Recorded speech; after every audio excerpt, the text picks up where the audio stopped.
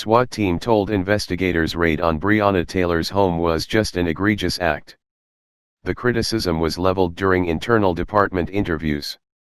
Members of the Louisville Metro Police Department's SWAT unit criticized the raid that ended with Breonna Taylor's death, with one member calling it an egregious act, according to a report.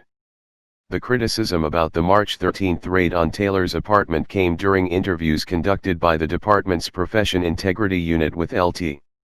Dale Massey and other SWAT members, the Louisville Journal-Courier reported. Officers were serving several warrants on multiple locations when Taylor's home was targeted. She was killed when SGT Jonathan Mattingly and detectives Miles Cosgrove and Brett Hankison fired more than 30 rounds after her boyfriend, Kenneth Walker, opened fire. Walker stated he thought someone was breaking into the residence. No officers were charged in Taylor's death. Hankison was fired and faces 3 counts of wanton endangerment for bullets fired into a nearby apartment unit.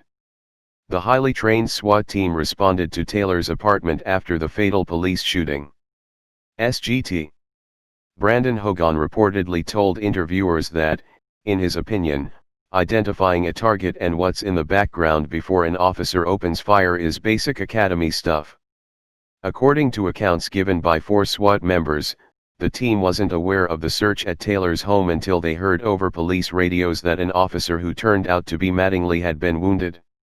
Massey was asked if he would have executed a warrant in the early morning hours. "I would have advised them 100% not to do it until we were done doing what we had to do," he said. "I most definitely would have told them, hey, wait until we're done and can move some armor to you."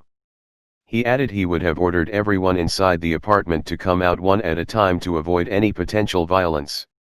When he arrived at the scene, Massey said he told officers to stand down after observing some of them pointing long rifles at the apartment building. "I mean, the target identification, there's nothing to point at because there's cars and everything else, you're just pointing a gun to point a gun," he said. He also said the officers involved in the shooting were not separated, per department policy after an officer-involved shooting.